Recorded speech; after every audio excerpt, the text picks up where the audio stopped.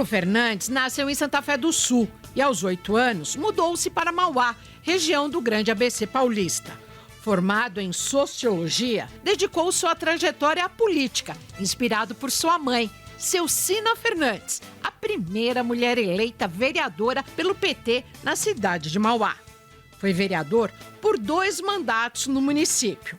Rômulo Fernandes ocupou cargos estratégicos, como a superintendência da Agência Reguladora de Serviços Públicos e secretário de Planejamento Urbano, Verde e Meio Ambiente. Em 2023, foi eleito deputado estadual pelo PT com mais de 75 mil votos. Na Alesp, tem uma atuação marcada pela defesa da saúde, juventude e direito das mulheres, além do fortalecimento das políticas públicas para as periferias. Integra a Comissão de Constituição, Justiça e Redação, uma das mais importantes da Assembleia Legislativa de São Paulo. Também faz parte das comissões de Turismo, de Meio Ambiente e Desenvolvimento Sustentável.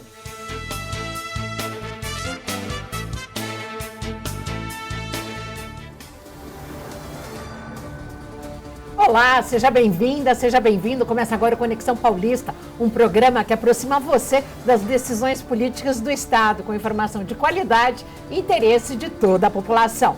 Conexão Paulista recebe hoje o deputado Rômulo Fernandes, do PT. Que bom tê-lo conosco. Obrigada pela sua participação. Obrigado, Renato, pelo convite. Arthur, é um prazer enorme ter aqui. A gente sabe da importância da TV Alesp, é uma possibilidade das pessoas conhecerem um pouquinho, não só o Estado de São Paulo, mas o que os deputados fazem. Então, agradecer muito o convite. E essa oportunidade é a gente bater um papo tranquilo, saber um pouco de como é que estão as coisas, a gente poder falar o que a gente pensa. Eu que agradeço esse convite. Muito obrigado. Faz parte também desse papo, dessa mesa redonda aqui no Conexão Paulista, o jornalista e amigo Arthur Neves. Obrigada pela parceria. Eu quem agradeço. Renata Perobelli, muito obrigado. Deputado, será um prazer. Deputado, vamos falar agora de um projeto de sua autoria que foi aprovado recentemente aqui na Alesp e elogiado por vários parlamentares. Falamos do PL 748 de 2024, que trata dos impactos das apostas online, dos jogos de azar na saúde pública, as conhecidas bets. Vamos ver um trecho da reportagem exibida aqui na TV Alesp sobre o tema. É um importante tema de debate, que são as bets aqui no Brasil. Eu estava comentando com algumas pessoas, as bets hoje movimentam quase 24 bilhões, 1% do PIB nacional. Mas o que tem por trás disso é um grande problema nacional e principalmente ao estado de São Paulo, que é a questão do vício. O SUS soltou um levantamento, só para vocês terem uma ideia, que o vício nos jogos só perde para o tabaco e perde para o álcool. É um problema nacional, é um problema que a gente tem que combater, tem causado suicídios, inclusive em várias famílias. Nós vamos trabalhar para a sanção, deputado Rômulo, mas só de o senhor trazer para a pauta desta casa essa discussão vai chamar a atenção da mídia, vai chamar a atenção de todos nós deputados. Se não for um projeto de iniciativa do Legislativo, vamos trabalhar para o Executivo mandar, enfim. Mas nós estamos contribuindo com o debate de vários temas importantes da nossa sociedade, para mostrar para a sociedade que nós estamos atentos a tudo, nas diversas ordens, todas as causas aqui nesta casa. Deputado Rômulo, esse projeto aprovado aqui na casa já foi encaminhado ao Palácio dos Bandeirantes? Já foi encaminhado. Eu fico muito feliz, a gente está, inclusive, as primeiras pautas, a gente está falando sobre isso, né? Eu acho que a sociedade nacional e a paulista e todo mundo está subestimando muito o que está acontecendo. Eu acho que a gente não está dando a dimensão exata do que isso está causando. Ontem eu estava vendo a televisão, estava jogando o meu querido Palmeiras lá, né, que empatou, graças a Deus, e a gente vê uma enxurrada de propagandas a todo momento, a todo minuto, em todos os canais, pessoas que têm influência sobre as outras, falando exatamente das bets. Hoje, no Instagram eu estava vendo, teve um evento aqui em São Paulo, de uma festa junina. Até um vereador de São Paulo fez essa denúncia. Nesta festa junina, que foi patrocinada pela prefeitura, tinha uma empresa das bets que exigiam de entrada as pessoas se cadastrarem é uma coisa, é de uma irresponsabilidade. Então, eu acho que todos nós, a sociedade de forma geral, e eu estou me aprofundando um pouco melhor nesse momento desse tema, e me espanta demais. Eu tenho ficado chocado, confesso para vocês que eu tenho ficado chocado pelo tanto de gente que está causando a dependência disso. E os números mostram para a gente, eu comecei a olhar, vou até passar alguns números aqui, se vocês me permitirem, da gente ter a dimensão do que significa isso e por que a gente está trazendo um projeto com essa importância de a gente poder cuidar dessas pessoas, porque o volume de dinheiro que está circulando é muito grande e nós não estamos tendo a dimensão do que isso pode causar. Isso me espanta. Esse número que começou a passar na reportagem é um número, inclusive, que eu errei. Foi 100 bilhões. 100 bilhões. Só para vocês terem uma ideia, eu marquei alguns números aqui, que a memória não é tão boa, né? Foram 100 bilhões que foram por ano colocados, 1% do PIB mesmo, né? As apostas cresceram 135% de 2023 para cá. É um volume de recurso muito, mas muito grande. De janeiro a março, isso é dados do Banco Central, viu, Renata? Não são dados que nós pegamos do Banco Central. Foram de 20 a 35 bilhões, só de janeiro até março de 2025. Então, é um volume muito grande que vai, a consequência disso, Arthur, que está me preocupando e é por isso que eu acho que a gente teve uma sensibilidade muito grande dos pares, todos os pares, aí não houve nenhum problema com relação a bandeiras partidárias, todo mundo falou. É lógico que eu vou até falar com o nosso presidente aqui da Assembleia, para o governador poder sancionar isso, porque é uma criação de um programa. 1% da população mundial é dependente de jogos. E essas coisas, como eu falei, que foi mostrado no começo do programa, a questão do tabaco e do álcool, agora são as bets. São as bets. Se a gente não olhar isso com carinho, nós vamos ter um problema. A gente já está tendo um problema, mas eu acho que vai pegar uma dimensão que eu tenho falado em algumas entrevistas que a gente tem falado, que é uma nova pandemia. É uma nova pandemia. Por isso que é importante todo mundo discutir esse assunto, né? São relatos de suicídio. Já existem grupos, a Unifesp, eu vou inclusive fazer uma visita lá, pedir essa agenda. Como tem os alcoólicos anônimos, já tem os apostadores anônimos também, por conta do volume de pessoas. Eu tenho relatos que a gente tem conversado com pessoas, e eu trouxe alguns aqui que eu vou até depois falar, mas é por isso que eu queria explicar a dimensão disso, o que pode causar, para justificar a existência desse projeto. Então é por isso que eu fiquei muito feliz com a aprovação por unanimidade, teve sensibilidade de todos os pares com relação a isso, e agora a gente vai trabalhar. Porque esse projeto de lei, primeiro que não vai dar custo para nenhum, é a instalação de um programa para evitar algumas coisas. Eu, para não ser injusto, eu queria só falar algumas coisas com relação ao que o projeto apresenta enquanto proposta. Eu acho que isso é importante as pessoas saberem. Né? Fortalecer o sistema de saúde, porque isso nós estamos falando do sistema único que é o SUS. Essas pessoas têm que ser tratadas exatamente pelos CAPs. Só que a gente não tem os profissionais treinados adequadamente, porque é uma coisa nova. Eu estava conversando com a minha esposa ontem, e a gente, por conta dos jogos, né? E eu fiquei lembrando da coisa do cigarro. Não sei se vocês lembram, eu tenho mais idade, então vão me permitir falar que é a minha idade, tenho mais de 60. Antigamente você tinha propaganda de cigarros na televisão, não sei se vocês lembram. Sim, os próprios atores fumavam nas novelas. É verdade. Era uma coisa, verdade. E a gente está permitindo um pouco igual, nós estamos permitindo. Todos, isso me incomoda, é lógico que é um direito dos atores fazerem a propaganda que quiserem, né? Mas a partir do momento que eu acho que a gente tem que esclarecer para essas pessoas que estão fazendo esse tipo de propaganda, o risco que ele está trazendo para as pessoas, eu acho que tem que ser alertado, E aí eu estava lembrando disso, dessa coisa do cigarro, né? Hoje você tem lá atrás do maço, você tem aquelas propagandas que é a capa toda, né? E se qualquer pessoa que for assistir essas propagandas das bets, prestem atenção. É uma linha pequenininha lá embaixo, bem pequenininha, dizendo dos riscos, né? Jogue com responsabilidade. Jogue né? com responsabilidade. Então, eu acho que quem está sendo irresponsável, eu tenho muita tranquilidade de falar isso, e pedir para esses influencers, para esses jogadores de futebol, para aprofundarem um pouco o tema, para ver da responsabilidade que eles têm.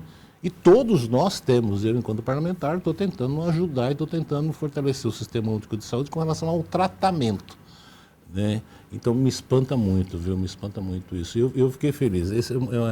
Com relação às campanhas, porque essas empresas têm que ser responsabilizadas, inclusive financeiramente, para fazer campanhas sobre isso. Isso é uma das coisas, uma das pautas que a gente coloca, né? Propaganda em todos os lugares, né? Aquela linhazinha pequenininha tem que ser maior, pelo amor de Deus. Não dá para a gente aceitar isso.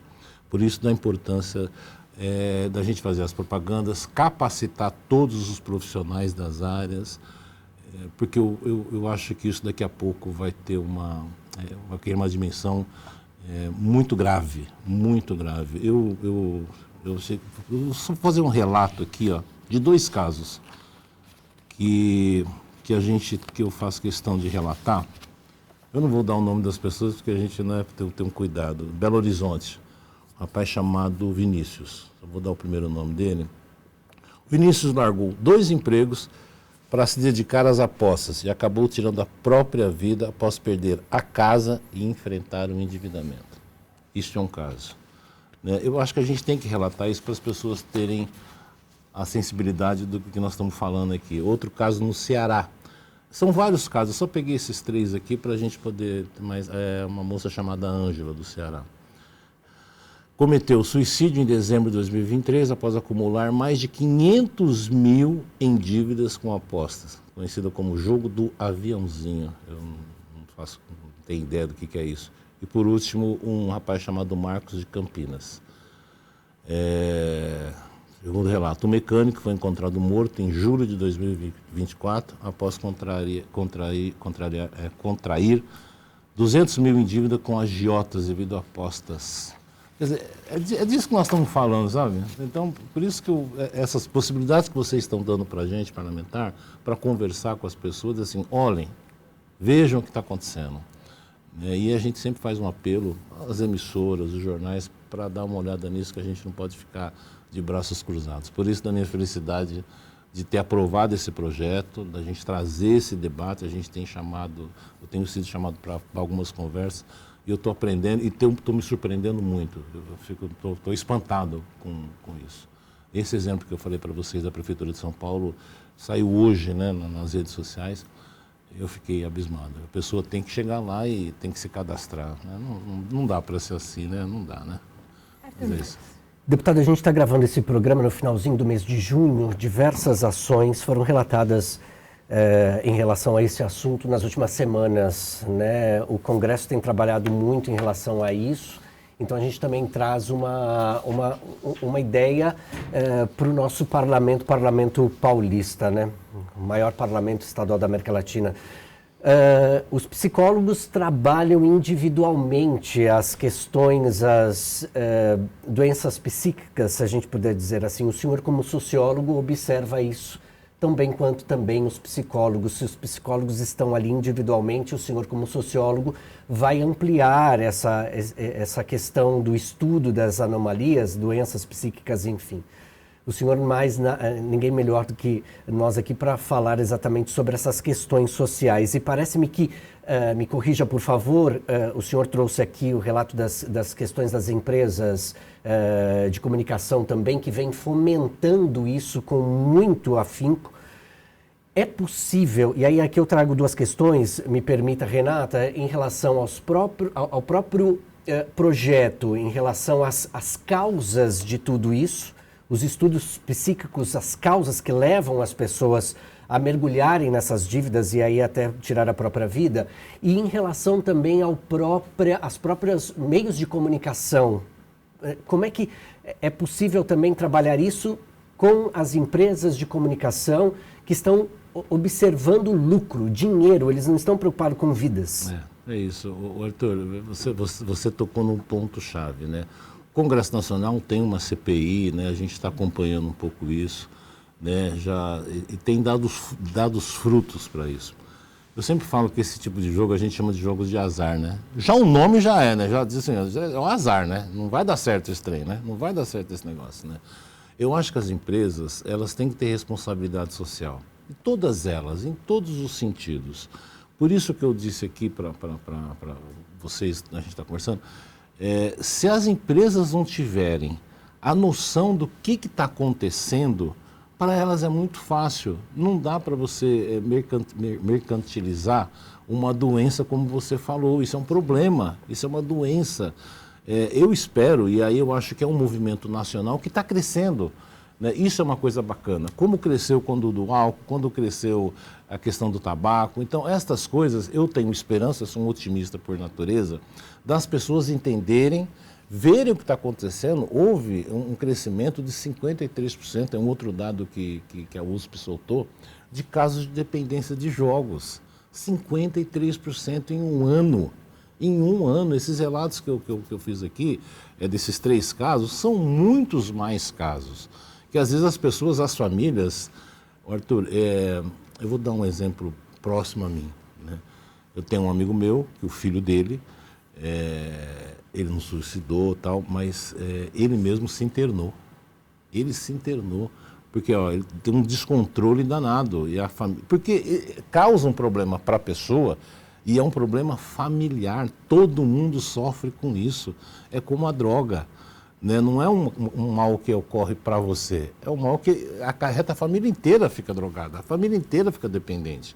Então, isso é uma coisa que você está dizendo que eu espero, e eu acredito muito nisso, na sensibilidade dessas empresas, dizer o seguinte, olha, não é só grana, não é só dinheiro, a gente tem uma responsabilidade com todo mundo. Quando um apresentador de televisão, um jogador de futebol, vai na televisão e diz o seguinte, aposte aqui, faça esse jogo. Ele está sendo responsável por uma dependência que está acontecendo. Então, por isso que eu acho que debates como esse, conversas como essas que a gente está fazendo aqui, é de fundamental importância, porque sensibiliza as pessoas. E a responsabilidade é de todo mundo, é desse parlamento, são das empresas, é do governador, é do presidente da República. Semana passada o Padilha já fez um pronunciamento sobre isso também, porque está começando a pessoa do lado nossa aqui está começando a sofrer. Então, eu acredito muito nisso, viu, Arthur, que a gente consiga, através dessas conversas que a gente está tendo, sensibilizar as pessoas. Arthur e deputado, eu peço um momento a vocês, vamos para um rápido intervalo aqui no Conexão Paulista. Em instantes retomaremos, acho que ainda com esse assunto, que é muito importante para toda a sociedade. Daqui a pouco a gente volta.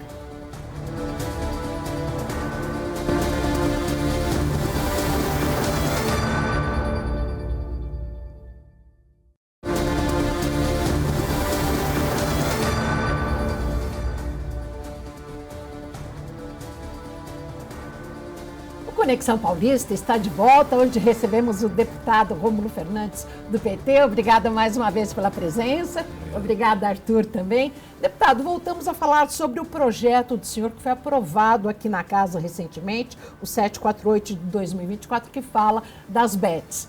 A questão do lobby é muito grande, né? Inclusive no Congresso Nacional teve uma CPI e tudo, mas a pressão é muito forte. Será que o governo vai conseguir, o Congresso vai conseguir fazer com que atores, influenciadores e esportistas não deem mais sua cara para propagandear as bets? Eu, como eu disse aqui já, eu sou um otimista por natureza. Eu sou otimista por natureza e eu acho que a gente tem que ter esperança o tempo todo e ter responsabilidade. Eu acredito. Tem alguns dados, você falou das empresas e dos lobbies, um outro dado que eu estava vendo aqui, são 2.200 empresas que pediram para poder fazer o jogo regulamentado. Dessas 2.212, para ser mais exato, são só 89 que têm o registro oficial. O restante está por aí, que é irregular, que ela acontece. O volume de recurso é muito dinheiro, é muita grana. Então, quando a gente fala aqui do lobby no Congresso Nacional, no Senado Federal, em todas as... isso, lógico que me preocupa muito. Tem alguns outros projetos, para vocês terem uma ideia, eu não lembro quem foi o autor, mas que proibia as propagandas nas camisas de jogadores das bets. Pergunta se passou. Não. Que é o que a gente vê no Mundial de Clubes, né? Sim. Pois é, no Mundial de Clubes. No Mundial de Clubes você tem lá, aposte, jogue. Como é que é isso? Como é que uma federação nacional permite um negócio desse? Por isso que eu acho que a gente tem que ter uma campanha muito forte, muito pesada. A CPI do Congresso Nacional levantou um pouco isso, sabe? Despertou um pouco isso.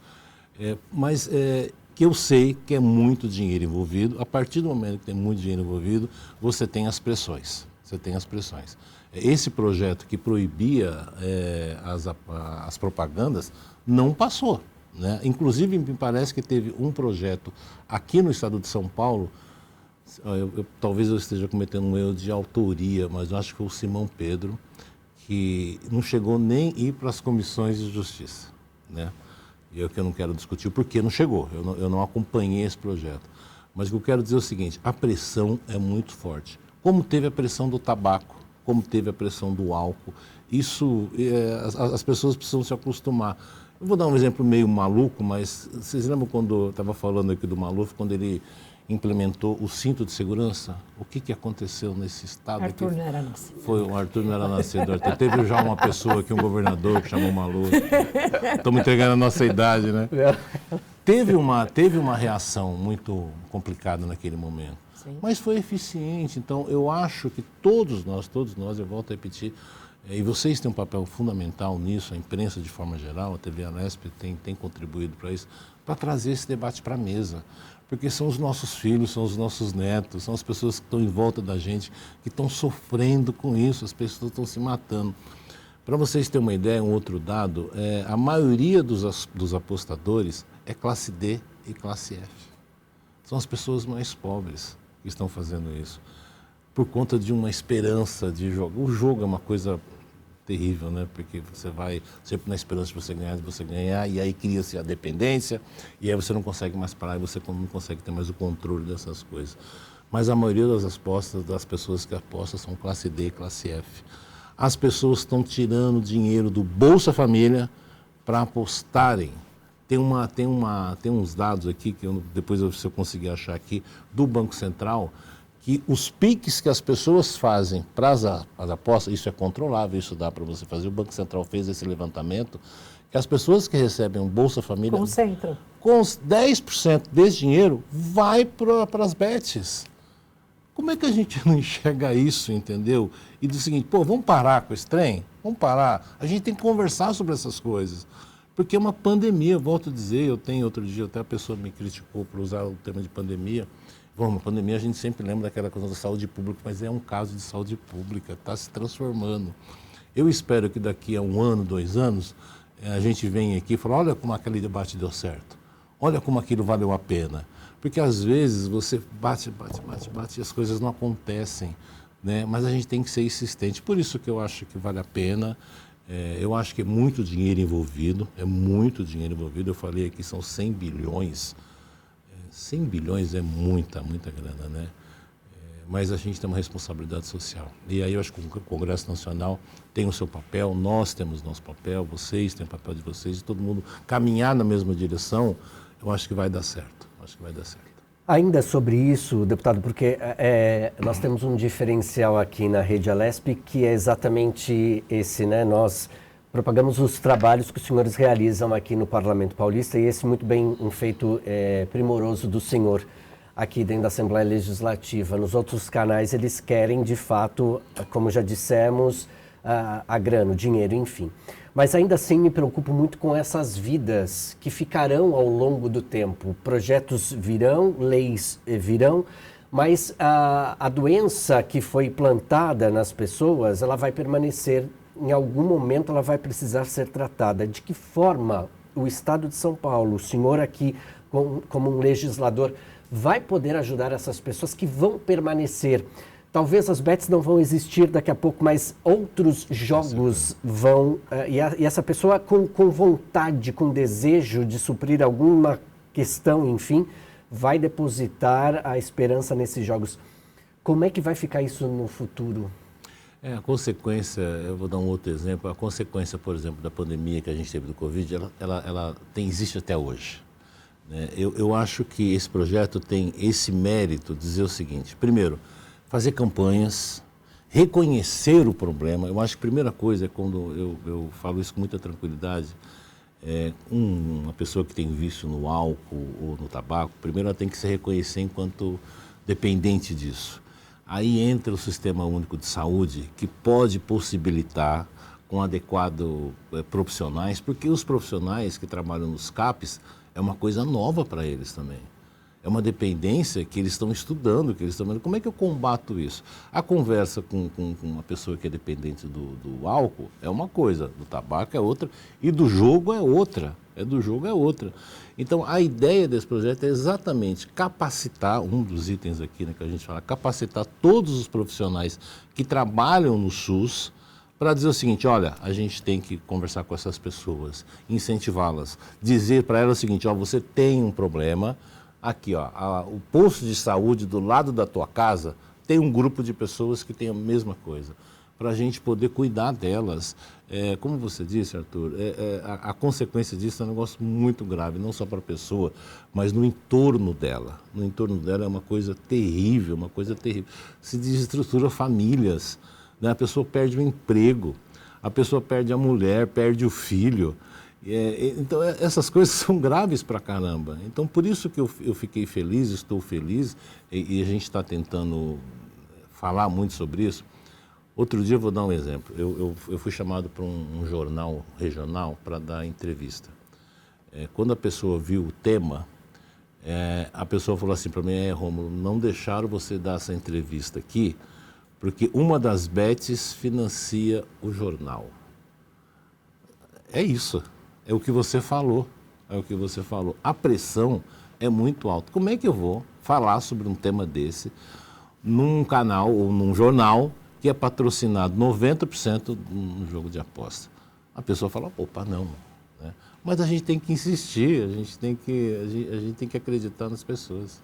Deputado, podemos mudar de assunto? Podemos, lógico, então, podemos. Vamos lá. Na sua atuação aqui na Assembleia, o senhor tem se destacado especialmente também pelo compromisso com o resgate da dignidade e da cidadania das mulheres. E isso se reflete não só nas leis que o senhor defende, mas também nas ações concretas que transformam vidas. Nós vamos conferir agora o trecho de uma postagem em suas redes sociais que mostra a emoção das mulheres de Mauá a receberem o título de regularização fiduciária, um passo decisivo rumo à conquista do direito à moradia digna.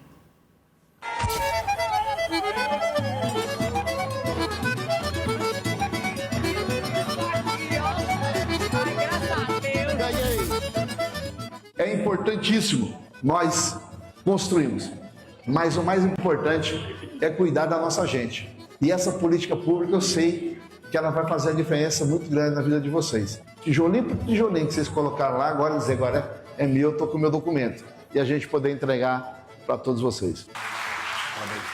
Por isso, do meu orgulho da gente ajudar essa administração pública, Marcelo. A gente tem mandado emendas para cá por mais de 18 milhões, porque a gente sabe que é uma prefeitura séria. Eu moro lá há 44 anos. Qual que é o sentimento da senhora quando... De paz, de tranquilidade, de felicidade. Que Deus abençoe, que foi maravilhoso isso.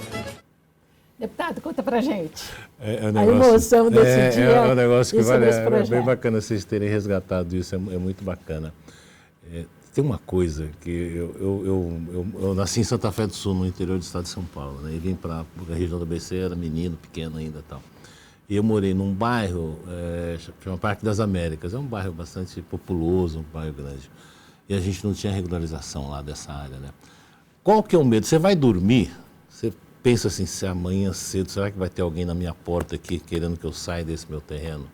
Você imagina, a família inteira é envolvida na construção de uma casa. É o 13º do filho, é o 13º do pai, é o bico que o cara faz para poder comprar o cimento. E sempre na insegurança de alguém chegar lá e falar assim: você tem que sair daqui. É uma sensação horrível, Essa parceria que a gente tem feito em Mauá, com o prefeito Marcelo, que tem feito uma administração bacana, exatamente para dar essa tranquilidade, porque não é só o documento. O documento possibilita ela, inclusive, reformar a casa com mais tranquilidade, mas é a segurança de ninguém me tira mais aqui. Então, essa sensação, essa alegria que foi mostrada aqui, ela é contagiante, Não há nada mais tranquilizador de que você saber, esta casa é minha, pode ser do meu filho, pode ser da minha nora, pode ser... E ninguém vai me tirar daqui. Então, essas coisas é muito importante. A gente apresentou um outro projeto aqui na casa também, com relação às mulheres, que é a questão do crédito habitacional para as vítimas de violência. Porque é um grande tema, inclusive, mês passado foi o mês da mulher, né? Março. Então, são temas que apareceu. A gente apresentou um projeto de lei aqui exatamente que dava uma maior possibilidade das mulheres vítimas de violência, porque essa mulher que sofre violência, ela não tem nem para onde ir. Se ela não tiver parente próximo, é terrível. Então, esse projeto que a gente apresentou, estão nas comissões ainda, é para dar mais chance para estas mulheres ter a possibilidade de ter uma habitação digna, né? Principalmente, ela vai ter prioridade com relação ao crédito habitacional. Então, são projetos simples que a gente tem que fazer, que muda a vida das pessoas. Eu sempre falo que, às vezes, o segredo está na simplicidade das coisas.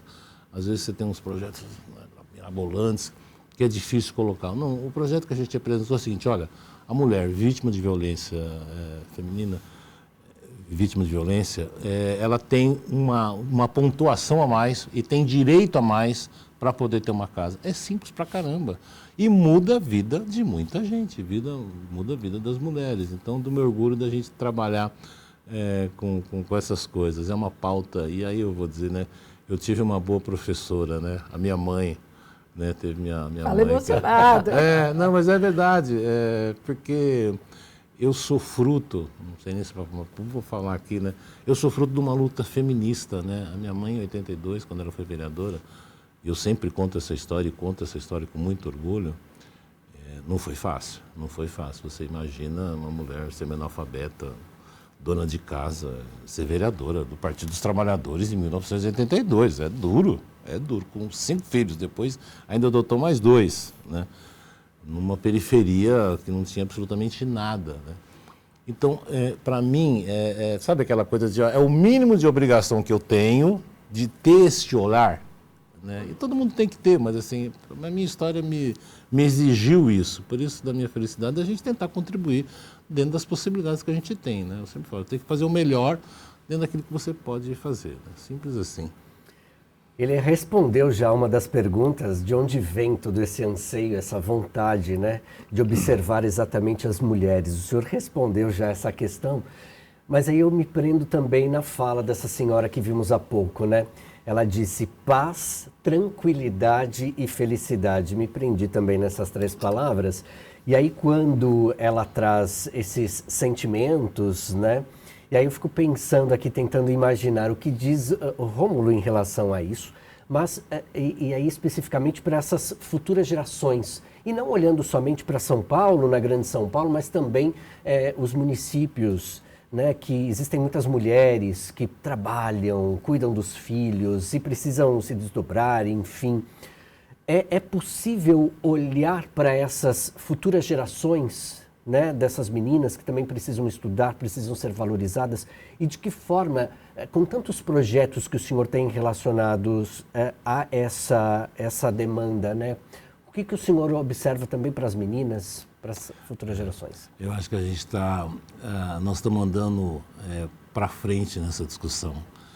Eu tenho 63 anos e a gente via cenas, e muita gente, você não, Arthur, que é mais novinho, né, mas de brigas entre casais, que a gente usava a expressão briga de marido e mulher não se mete a colher. Assim, né, o ditado é isso, né? Hoje não se permite mais isso. Né? As novas gerações, isso é uma coisa que, às vezes a gente vê algumas cenas em jornais, assim, que você fala, como é que isso existe ainda, né? Mas, primeiro, a gente não pode achar isso normal. A gente não pode achar normal. Em qualquer situação, Arthur, eu vou dar um exemplo, não tem a ver com as mulheres, mas eu quero dizer com relação à sensibilidade da gente ver as coisas e achar que aquilo é normal. Nós estamos num momento de muito frio, né? E eu estava vindo para cá, eu acho que todo mundo passou por isso hoje, né? Ver aquelas pessoas ou debaixo da ponte, com aquele cobertor enrolado, deitado na guia, né? E às vezes a gente tem a insensibilidade de achar que aquilo é normal, que aquilo é comum, sabe? Está passando e você nem olha do lado. No mínimo você tem que ter indignação. No mínimo você tem que ter a sensibilidade de dizer o seguinte, pô, tá errado esse negócio. Tem alguma coisa errada. Esse país aqui é grande pra caramba, esse estado é rico pra caramba. Então eu acho que a coisa da mulher é a mesma coisa. Não dava pra gente assistir uma série de coisas que acontecia e dizer que aquilo era normal. E hoje, graças a Deus, graças a muita consciência, graças às comunicações que estão dizendo, então, as mulheres estão tomando o espaço dela, tomando mesmo, porque ninguém dá. Não é dando espaço, elas estão cotovelando, né? Estão cotovelando e estão fazendo certo, estão crescendo. Né? O Lula outro dia falou um negócio muito bacana, né? A mulher aprendeu o caminho do trabalho. Ela conseguiu pilotar um avião, dirigir carro, ser CEO das empresas grandes. E o homem não aprendeu o caminho da cozinha. Que frase mais simplesinha e verdadeira. Né? Ainda tem gente que ainda acha que lavar a louça é obrigação da mulher. Né? Então, por isso que eu acho que a gente está caminhando, talvez não na velocidade que a gente precise, mas as mulheres estão tomando um espaço que são delas. E elas estão tomando porque a gente, às vezes, não abre espaço. Quantas mulheres tem aqui na Assembleia Legislativa? Sim, um terço. Olha que coisa absurda. Eu vou falar na minha cidade, de Mauá. São 400 mil habitantes. Sabe quantas vereadoras tem na Câmara Municipal da cidade de Mauá? Nenhuma. Nenhuma. Zero. E se for fazer um levantamento no estado de São Paulo, a minha cidade, que é uma cidade metropolitana grande, não deve ser muito diferente do que tem por aí. Então as mulheres precisam elas estão se colocando na história e a gente tem que reconhecer isso. Por isso, da minha alegria, da gente pautar essas coisas, Arthur. Eu acho que as coisas caminham para frente, assim, tá dando certo. É difícil pra caramba, o feminicídio aumentou, tá tudo, mas assim, essas coisas a gente tem avanços também. Arthur, só me corrija, nós temos 94 deputados e 25 deputadas, Exatamente. Né? Então é mais que um terço. Menos que um terço. Menos que um terço. E só para, antes de passar para o intervalo, falando da Lei 17.406, o senhor não estava aqui ainda na LESP, quando foi aprovada uma lei aqui que obriga os condomínios residenciais, no caso os síndicos, a comunicarem à polícia, a chamarem a polícia ao detectarem violência doméstica de crianças, idosos ou mesmo mulheres. Mas a gente fala mais sobre esse assunto e outros assuntos aqui no Conexão Paulista. Fazemos um breve intervalo com o deputado Rômulo Fernandes e também com Arthur Neves. Em instantes, retomaremos.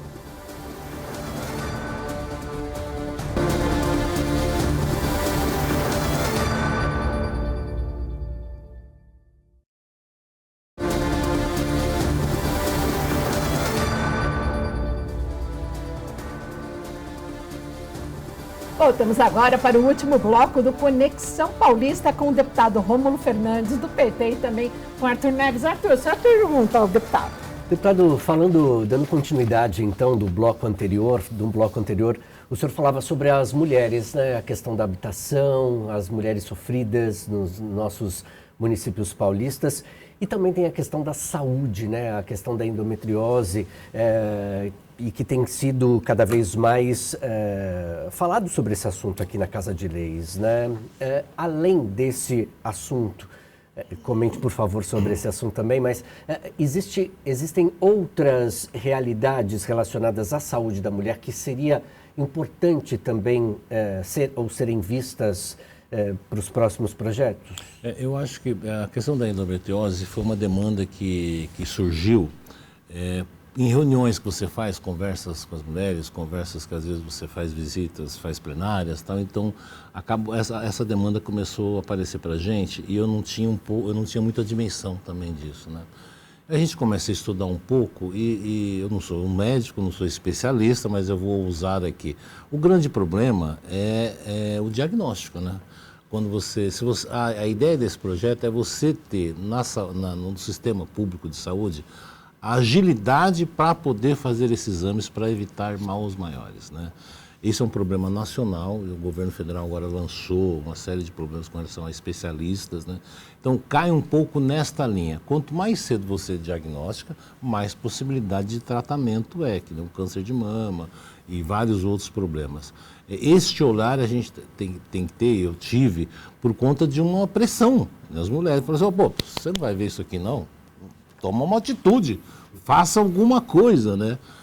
E a gente apresentou esse projeto, ainda nem, acho que não está nas comissões ainda, nós vamos conversar com os deputados, que é uma coisa também simples, um projeto simples, que é garantir para estas mulheres a possibilidade de um diagnóstico antecipado para poder fazer um tratamento mais rápido, né? Porque esse é o grande problema, né? A gente sabe que o CROSS hoje tem um problema de fila enorme, gigante, o governo federal lançou um programa. Na minha cidade, por exemplo, a gente já teve um recurso para mandar para as clínicas particulares alguns exames específicos. Então isso tem ajudado, isso é bacana. Então é um olhar que a gente tem que ter para a gente poder dar conforto para todo mundo, né? Para as mulheres principalmente. Deputado, pergunta que eu faço ao senhor. O senhor foi 2 vezes vereador lá em Mauá, aqui na Grande São Paulo, no Grande ABC. Pela primeira vez deputado aqui na casa. Qual a sensação? Como é que o senhor está trilhando esse caminho? É uma sensação muito feliz, muito feliz. Você sabe que eu acho que a política, eu encaro a política como uma vocação, sabe? Eu acho que a política pode transformar muito as pessoas e dá a possibilidade de transformar a sociedade onde ela vive. Eu sempre falo, eu dou esse exemplo às vezes quando eu vou nos lugares, da caneta e da política. Se você pega uma caneta, ela é um bom instrumento, né, para você. Pega aqui, ó, vamos exemplificar. Essa caneta é um negócio bacana, um bom instrumento que foi inventado. Mas se você pega a caneta aqui, você mata um sujeito. Tá certo? A política é uma coisa tão legal porque ela possibilita você fazer coisas muito legais. Desde que você seja uma pessoa bacana, uma pessoa boa, que você entenda. Porque ela pode matar também, né? Então, a política ela pode dar uma educação melhor para as pessoas, a política pode dar uma casa decente para as pessoas morarem, a política pode dar emprego, a política pode dar educação para as pessoas mudarem a vida dela. Então, eu tenho muito orgulho. Eu fui vereador 2 vezes, como você falou, e vereador para mim primeiro que é uma eleição mais difícil para mim que existe, né? Porque é uma eleição que você tem muito concorrente, é no bairro onde você mora, tem muito parente às vezes que é candidato, é difícil pra caramba. E eu fui 2 vezes, já fui secretário. Quando eu tive a possibilidade de ser candidato a deputado estadual, às vezes, eu vou falar muito tranquilamente aqui, eu não tinha a dimensão do tamanho do estado de São Paulo e das diferenças do estado de São Paulo. Né? A minha campanha ela foi muito na região metropolitana de São Paulo. E depois que você assume o cargo de deputado, você começa, porque você só transforma aquilo que você conhece, tá certo? Eu comecei a conhecer e fui andar no estado de São Paulo. Lógico que você não consegue ir nas 600 cidades, 645, mas você começa a andar mais. E é uma coisa que me espanta muito as diferenças. Eu vou dar um exemplo bem que isso me chocou recentemente. Você pega uma cidade como Campos do Jordão, que é uma cidade bonita, uma cidade turística, uma cidade que muita gente vai visitar, rica, né, aparentemente, mas tem um problema de saneamento básico terrível, do nosso lado, entendeu? Do nosso lado. Então, por isso, assim, do meu orgulho da gente poder conhecer e tentar transformar. Você consegue fazer tudo? Lógico que não. Agora, faça o seu melhor. Então, por isso que eu estou muito feliz nesses 2 anos e meio de mandato, né, das possibilidades das coisas que a gente está fazendo, conversar com as pessoas, né, porque as pessoas às vezes não conseguem ter alguém para escutá-las, para ouvi-las, pelo menos para, sabe, acalmar o coração. Olha, dá para você olhar isso aqui para mim, ver o que você pode fazer? As pessoas às vezes não têm com quem falar. Né? Eu acho que a TV Alesp, aí eu vou falar uma coisa para vocês, tem um papel fundamental e vocês estão cumprindo um pouco esse papel. Porque o sujeito lá em Santa Fé do Sul, onde eu morei, tem gente que assiste e fala, pô, esse cara é legal, pô, esse cara não é legal, esse cara não faz nada, esse cara faz coisa importante. Então, por isso que é legal a TV Aleste, porque ela dá a possibilidade da pessoa identificar, inclusive, os deputados bacanas, que ela tem identidade. Então, eu acredito muito na política enquanto instrumento de transformação. Eu acho que vale a pena, E tem uma coisa que eu sempre falo para todo mundo, o voto é individual, a decisão é sua. Ninguém entra na cabine com você. É você e sua consciência e a história que você tem de vida. E você vai estar sozinho lá, apertando aquele botão. É de uma importância tão grande o voto, e as pessoas às vezes não têm isso. A gente precisa explicar. Você não gosta de mim? Está tudo certo, está tudo tranquilo, não tem problema nenhum. Agora, é um direito teu e você tem o dever, a possibilidade de mudar a história onde você reclama. Ou votando no vereador, ou votando no prefeito, votando no deputado federal, senador e assim por diante, para presidente. Está nas mãos da gente. Então, todo parlamentar, qualquer agente público, tem que explicar isso para as pessoas. Porque reclamar é fácil, né? E não participar da política é um erro, seja você enquanto deputado, enquanto morador, presidente de associação. Porque se você não participa da política, alguém vai participar, né? E nem sempre as pessoas são bacanas, né? Então, por isso que eu acho que as pessoas têm que entender o poder que elas têm de transformar o lugar onde ela vive através do voto. É importante. O poder que elas têm. Eu vou novamente pegar essa figura da caneta que o senhor usou muito, né? Porque, com licença, obrigado. Eu aprendi hoje com o deputado, né? Aqui existe uma realidade e aqui existe outra realidade. E eu costumo dizer, né? Para quem está olhando, observando, eu vou perguntar, o que você está vendo aqui? Uma caneta. Na verdade, a gente observa possibilidades. E o senhor, como parlamentar, como um legislador, tem visto por meio desta caneta também possibilidades ao criar, ao apresentar, ao fazer da vida das pessoas algo que a gente não quer, né? Então, diante disso, obrigado, Renato, o senhor tem um projeto, inclusive, que traz aos jovens o primeiro estágio, porque todo mundo que está estudando quer ter uma vida promissora, né? Quer aprender, quer fazer valer a pena também na prática, né? O que é esse projeto? Eu estou apelidando ele de PAP. Coisa de comunicação, vocês manjam mais do que eu, né? Deram um nome bem legal, PAP. Programa de Apoio ao Primeiro Estágio. Eu gostei do nome, PAP, né? A Bárbara, inclusive, que batizou esse nome, muito legal. Uma menina da comunicação, né? Que é possibilitar o Estado de São Paulo, os estabelecimentos públicos é um grande gerador de possibilidades de crescimento, de grande possibilidade de um estágio, de um emprego. A ideia desse projeto é exatamente que o Estado encampe isto e fomente estas coisas. Porque um sujeito que está lá, em Presidente Prudente, lá, um menino que está estudando, às vezes não consegue um estágio para poder se formar. Eu acho que o Estado tem o dever, e esse projeto vai nesse sentido, que possibilita ele identificar esse menino, e dê a possibilidade dele fazer um estágio. É aquilo que você falou da caneta. Eu acho que a gente tem obrigação, né, a gente enquanto ente político, público, dá essa possibilidade de estender a mão, por isso esse projeto da caneta, como você falou assim, e é um perigo na política, viu, Arthur? Na política, se você perde para quem você está fazendo a política, você pode cometer um monte de bobagem, um monte de erros. Eu acho que é uma armadilha que a política, às vezes, algumas pessoas caem nela. Eu fui eleito, e todos nós fomos eleitos aqui, com uma ideia de transformar a vida das pessoas. Esse é o ideal. E às vezes as pessoas se desviam, esquece por que ela foi eleita, por quem ela foi eleita e para que ela foi eleita. Né? Esse é o perigo da política. A gente nunca pode perder isso de vista. Você pode errar? Lógico que você pode errar. Você tem 100%? Não. Mas a obrigação nossa é tentar mudar e não esquecer de para quem você faz política. Eu acho que isso é fundamental. E a política que eu tenho tentado fazer aqui da melhor forma possível é para as pessoas que mais precisam. Nada contra a Faria Lima, absolutamente nada. Né? Mas eu prefiro olhar lá para a Serra da Mantiqueira, que tem um monte de problema. Eu prefiro olhar lá para Campos do Jordão, que tem problema de saneamento. Eu prefiro olhar para esses buracos que ninguém olha. Então, eu estou muito feliz e a gente está tentando trabalhar da melhor forma possível, né? É isso. E qual que é o retorno que o senhor recebe dessas pessoas? seja aqui em Mauá, onde o senhor é tão conhecido, ou mesmo em Campos do Jordão, ou em locais mais longínquos em relação à capital? Você sabe que eu não fico esperando o reconhecimento. Eu não fico esperando o reconhecimento. Porque, no fundo, o reconhecimento vai na sua reeleição ou não, se você fez um bom trabalho ou não. É isso. Mas você não pode fazer as coisas com este objetivo. Isso tem que ser uma consequência do trabalho que você faz.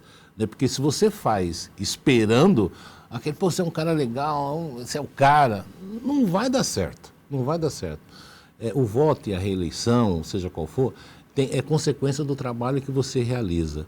Então eu não fico esperando nada, não é uma coisa assim, se eu vou fazer aquilo ali. Não. A minha consciência é o seguinte, eu faço o que é certo, faço o que é certo. As pessoas vão reconhecer ou não vão reconhecer. Eu fui vereador por 2 mandatos, a gente fez um trabalho, eu fui secretário. Então, sabe, é um caminhar, eu não imagino. Há 4 anos atrás, eu não imaginava ser deputado estadual. Não passava nem pela minha cabeça. Mas um orgulho danado da gente ter sido indicado, ganhamos a eleição e estamos fazendo trabalho. A consequência disso, né, é uma vida melhor para as pessoas e, quiçá, lá na frente, a gente ser reeleito. Mas eu não faço essas coisas em busca do reconhecimento, porque o reconhecimento é do outro, né, não é meu, né? As pessoas que têm que reconhecer, né? Então, para mim, é muito tranquilo. Eu não fico esperando muito, não. Eu faço porque eu acho que é legal. É tão interessante quando a gente ouve isso, deputado, porque, novamente, né, me apego muito à formação do senhor também, né, enquanto sociólogo, enfim, observando. O senhor hoje está aqui no parlamento, né, observando de cima, se o senhor estava ali em Mauá, estava ali na Grande São Paulo, hoje o senhor observa os 645 municípios. É possível dizer assim, nos próximos meses, eu, no caso o senhor Rômulo, né, vou trabalhar por alguma região específica, o que é possível melhorar em alguma região do nosso estado? Eu tenho andado, lógico, eu sou do Grande ABC, são quase 3 milhões de pessoas ali, me formei ali, digamos assim. Lógico que você tem um olhar um pouco diferente, né?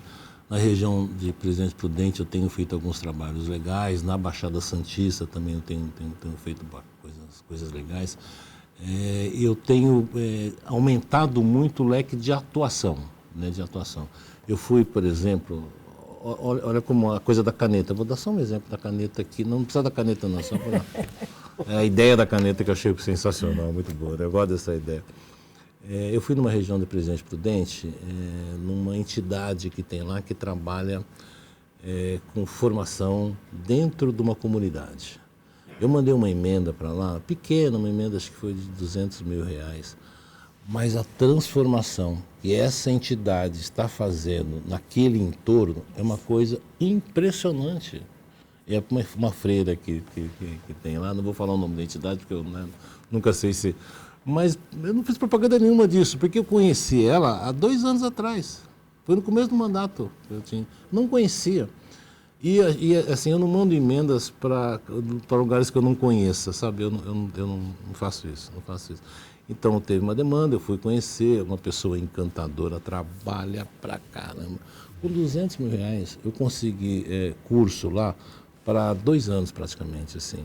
E estão transformando a vida daquele menino que está ali do lado, sabe? Que tem a possibilidade de fazer comunicação, coisa simplesinha, e ser autônomo, se virar. Então, essas transformações têm sido legal. Os espaços que a gente tem feito, é lógico, da região onde eu moro, e a gente está crescendo um pouco mais, né? Tem sido bem bacana. Deputado Rômulo Fernandes, infelizmente, nosso papo correu, voou, e nós agradecemos muito a sua participação hoje nesse Conexão Paulista, quando pudemos, então, bater esse papo, conhecer mais do senhor aqui. Não, no nosso programa, obrigado de verdade. Eu acho que isso eu já falei para vocês, um trabalho fenomenal que vocês fazem, de uma possibilidade das pessoas conhecerem a gente, né? Então, eu queria agradecer o convite, a gente está à disposição sempre que precisar. Muito obrigada. Arthur Neves, mais uma vez, obrigada pela brilhante parceria. Eu quem agradeço o convite, muito obrigado, Renata. E deputado, nós só estamos aqui porque o senhor está aqui. Então, o trabalho do senhor é fundamental. Então, já fica aqui o nosso convite, né, Renata? Para que o senhor possa voltar e para falar exatamente também sobre esses resultados em relação às casas ou às apostas, né? Boa. Que é tão importante para a sociedade. Muito. Conexão Paulista agora vai ao ar todo sábado e domingo ao meio-dia. Obrigada pela companhia e até o próximo programa.